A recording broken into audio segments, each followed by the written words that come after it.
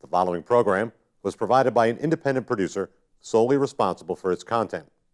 The opinions expressed do not necessarily represent the views of this station, its staff, board of directors, or underwriters.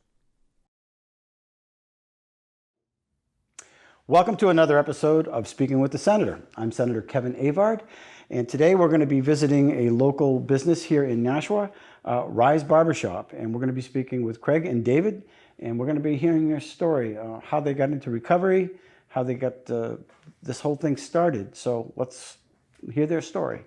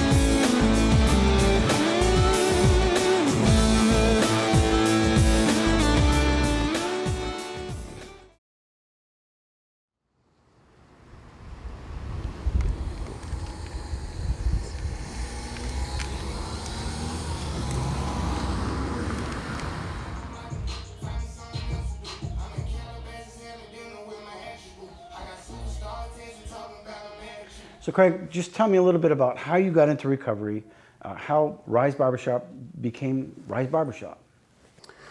So my story, it starts young.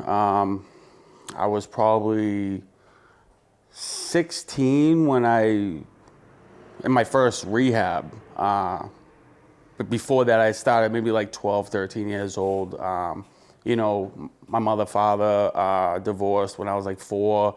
Lived with my mother. It was with my father on every other weekend. My mother working 3, 4 jobs at one point, and me staying with my grandmother most of my life, and her raising me, which was hard, And then once I started getting into like 11, 12 years old was when I was more like, I hate saying the term, but like running the streets and just basically doing what I wanted.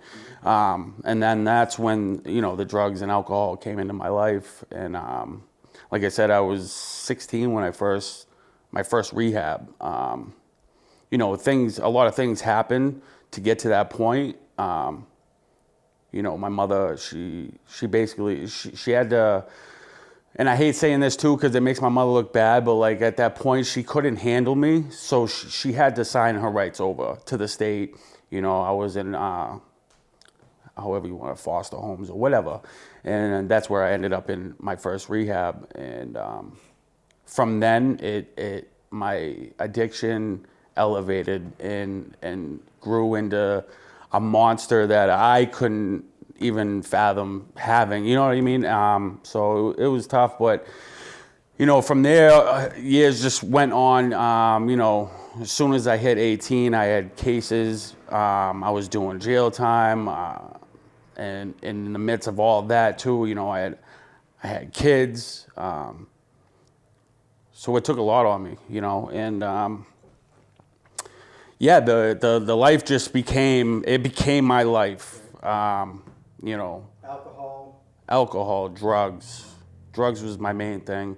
Do you think the people out there would be surprised at how many 11-year-olds get involved with drugs? It's and I think about that now because I have kids that are 12, 13, and it amazes me that like I look at my life at 11, 12. I was literally, when I say running the streets and doing what I wanted, and nobody could stop me. That's just what my life was. So I can't imagine my kids doing that right now. What was your wake-up call? This time around, because I've had a bunch of wake-up calls. So this time around, almost 2.5 years ago, I was locked up again, sitting in jail, and I had this spiritual awakening that I've always heard people talking about. I never knew what it was. I still, at that point when I had it, I didn't know what it was until further on into my recovery this time. And but yeah, I was sitting in jail.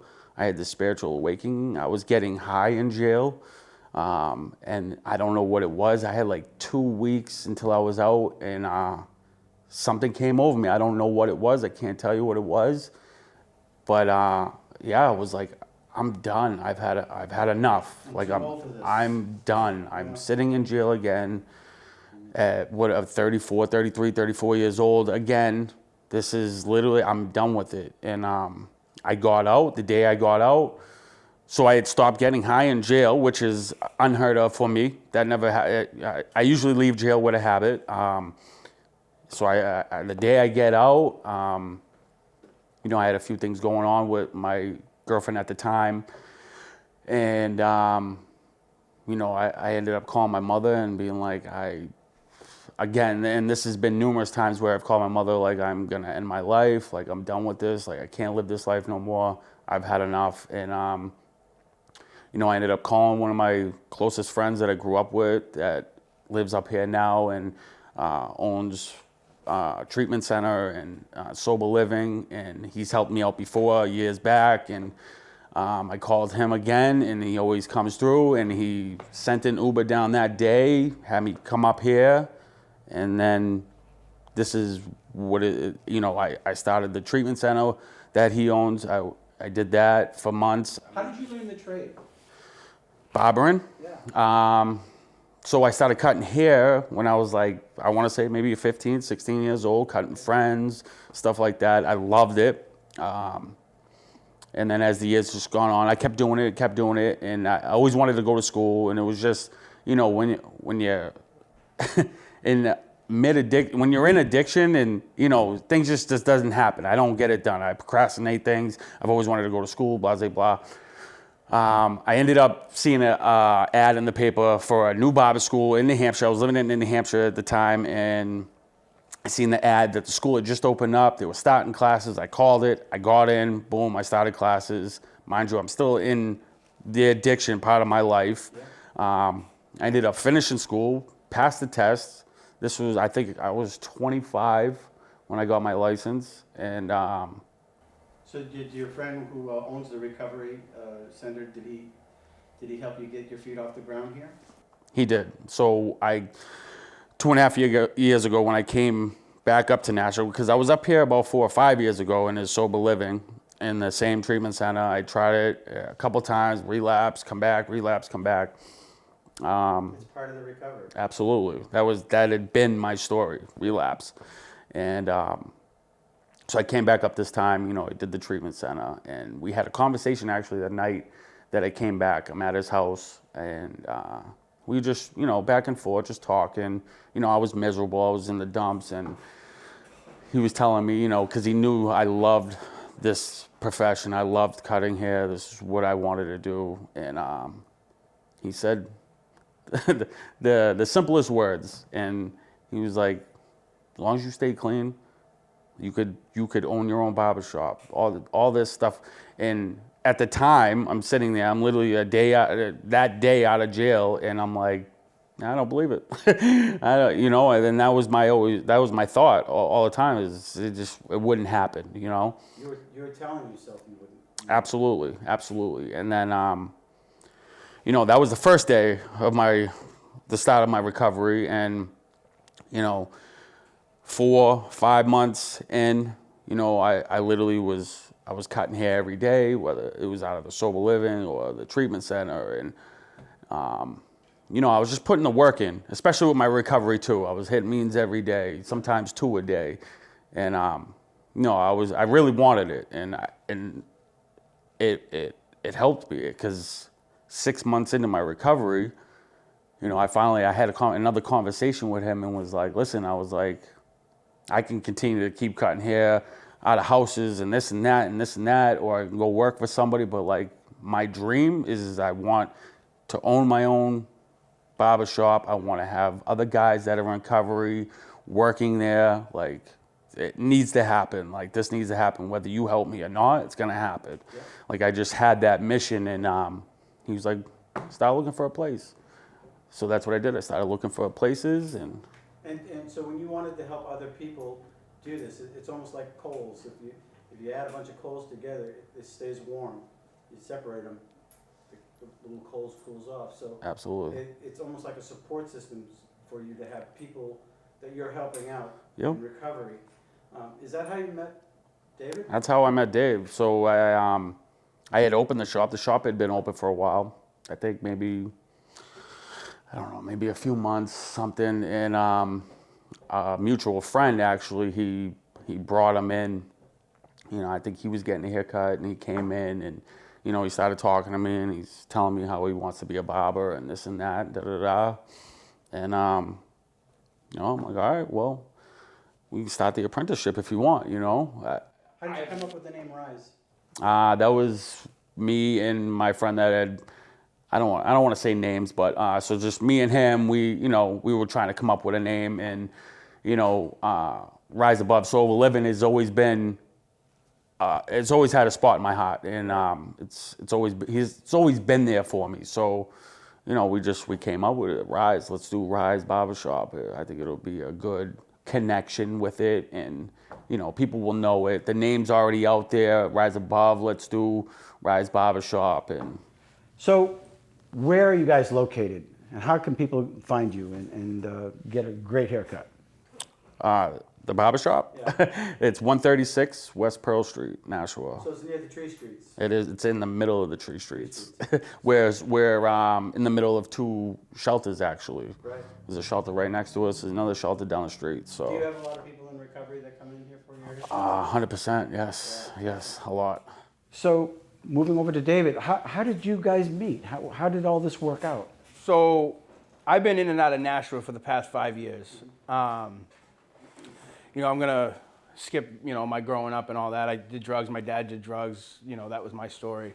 But growing up, I've always wanted to be a barber. You know, I used to drive from Manchester, New Hampshire down to Revere just to get a haircut once a week. I love the atmosphere.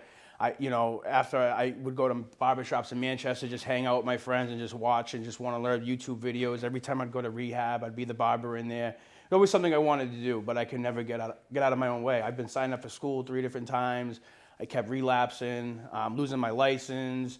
There was always these roadblocks with me. And honestly, I figured for the rest of my life I was going to be a landscaper. I'd be miserable, you know, working for $20 an hour for the rest of my life.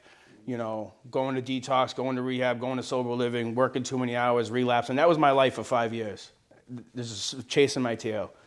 And I accepted it, you know, and I kept getting 6 months of recovery under my belt, and I'd relapse. And I never understood why. I was doing everything. I was going to all the meetings. I was calling my sponsor, doing all these things. But really what it came down to, I was never making a connection with people who actually truly loved me, you know, and then that's what I found here at the barber shop.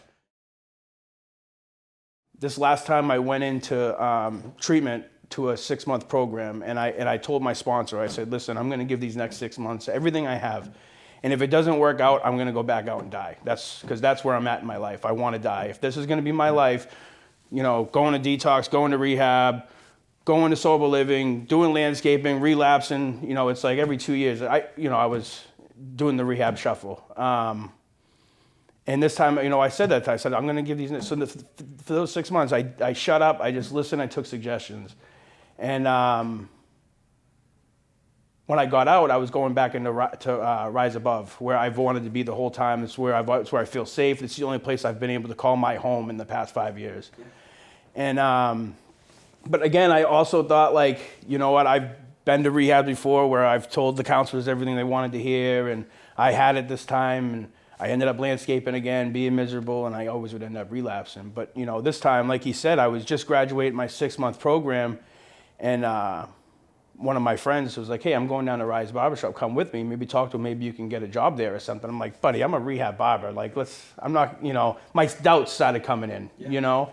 And I came in, and I was sitting right where you're sitting, and I'm talking to Craig, and you know, small talk, and I was like, listen, I know you probably hear this all the time, but I want to be a barber. And I think he felt like I meant it, and he goes, all right, come in next week, bring your station. I'm like, that easy? That's it? He's like, I'll teach you everything you want to know. He's like, I'm willing to help you until you're not willing to help yourself no more. And when he heard that, when I felt someone finally believe in me and gave me a life worth living where I don't have to landscape no more, I can come in here with my best friends and work all day. And not only that, like we get to help the community and help people where I was a little over 2 years ago, you know? I saw on Facebook that you were celebrating your 2 year. Yeah, November 1st. Yep. November 1st. Yeah. Yeah, and that's a very proud moment. That's and obviously that's something to build on. I think the difference between any other time and this time, really what it is I never gave myself enough time to believe in myself or to see miracles or take opportunities and actually have someone believe in me that I can get it done. You know? You know, one of the things that I think that I discover with a lot of people that go through this is they always come to the conclusion of self-destruction, or I'm gonna die. You know, and they're talking to themselves, and they're convincing themselves of their failures. And there's time in your life where you have to actually talk to yourself and say, I'm not a failure. From my opinion, you're created in the image of God, so you're a very powerful person. So do you find that common amongst a lot of the people that come in here, that they've gone to that mental gymnastics where they're constantly fighting this idea of, well, I'm just gonna die. I give up. That gives you an excuse to use. There has been countless nights where we've had grown men sitting in here after hours crying, saying, I can't do this to my wife no more. I can't do this to my kids anymore. I'm willing to give up. And we sit here and we order pizzas and we hang out with them. And by the end of it, they're going off to detox and they come back, 35 days later with a smile on their face. Which brings me to another question. So this basically is fanning out. You've helped people. They come here, a place of safety, even to hang out so that they don't use. You might have some good music going on in the background. Depends on who you ask. Yeah, it really does. But which is the genesis for the lighthouse, right? What is the lighthouse? What's going on with this? And what is the lighthouse all about? And is that an extension to what's going on here? So the owner of Rise Above and us, we in Revive Recovery and all the treatment centers, we've seen a very increase in relapses and overdoses. I guess the number is up to close to 30% right now. And Nashua really became, for as long as I've been around, the hub for recovery. You go down Main Street from 6 in the morning till 10 at night, there's meetings all day. And we're right in the heart of that. So our hours are 9 to 6 because we leave at 6 to hit a meeting. We keep our recovery first, But when COVID hit, we've just seen our closest friends die. People that I was supposed to be the best man at their wedding, and it's just, we're tired of seeing it. We're tired we're not going to sit back and wait for a vaccine. We're not going to sit back and wait for the churches to open up. And we understand everyone has these guidelines that they have to go by, but we're not going to sit back and continue to let that happen. We did a cornhole tournament this summer, which was kind of like a last minute thing. We got the whole COVID thing going on. We had a great turnout. I think we raised close to 12 grand? 15 grand for that. To use for what? So what we're going to do is we're making a rec center for people in recovery. I don't know if you're familiar with the Hope Center up in Manchester, but it's kind of going to be like that. So it's going to be a safe place for people to go watch a Patriots game on a Sunday. We're going to maybe play cards on Friday. We'll have meetings all day. We'll have, an open mic night. A place because I think with the whole COVID, with everything going on, we really are losing the connection. Yeah. And the opposite, in my eyes, the opposite of addiction is connection. I wouldn't be celebrating 2 years sober if I didn't have these guys, the connection. And a lot of people coming into rehab right now and coming out, they're not coming to Nashua and seeing all these meetings anymore. They could maybe one meeting a week, Zoom, and it's not working. Isolation is a death trap. It's not working, what's going on right now. So where is the lighthouse going to be? So right now we're kind of in the middle of finding a spot. We had a spot at first, it fell through. We're waiting on the sprinkler system for this other landlord. Right. But right now we're looking right on Main Street. We haven't locked it in yet, but yeah, there's a spot on Main Street that we're very interested in, and we've been back and forth with the realtor and landlord and stuff like that. Couple little kinks that we have to, Sure. But yeah, so hopefully that's gonna be the spot on Main Street. I don't want to give the location yet. I don't want, but who's gonna run it? So that's in the works also. We're gonna have people, that are gonna be key holders basically and there to, watch over and stuff like that. But Is your friend who ran the recovery system part of this? Yeah, absolutely. Yeah, he started Revive Recovery Yeah. Okay. on Yeah. Main Street, which is very successful. He's opened up a second location in Derry. Yeah. He has, 100 and something beds, Rise Above Sober Living. Probably over that now. Yeah. This won't be a sober living. It's just a place. This for- is just for people to- a safe place where you can go hang out, have fun, dances, inside cornhole, games, cards. We're gonna have TVs, all that good stuff. Where you can just go there and be safe, have somewhere to go and have, like he said, the connection with people. Yeah. So that's the vision.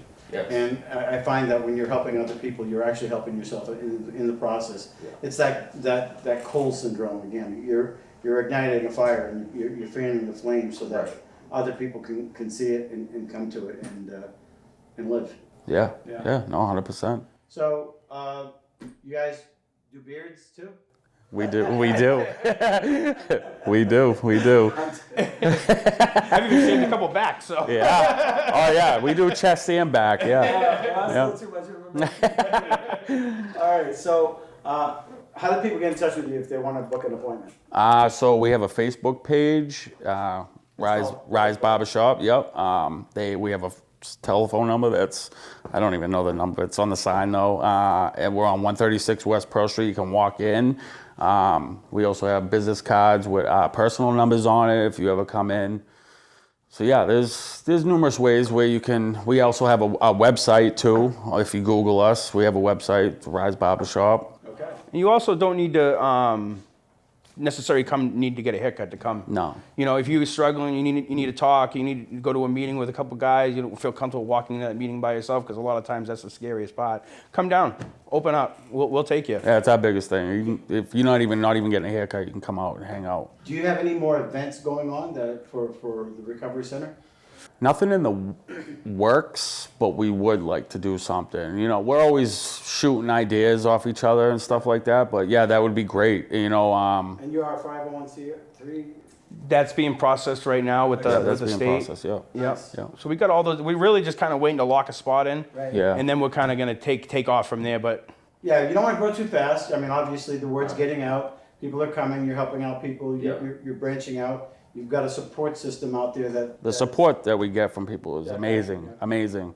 Yeah. we also do this thing called Project Look Good, Feel Good, which we did a block party last summer. We shut down the street. We had cop detail, the DJs, it was a good event. But what we do is we work close with all the shelters, rehabs, the prisons, the jails.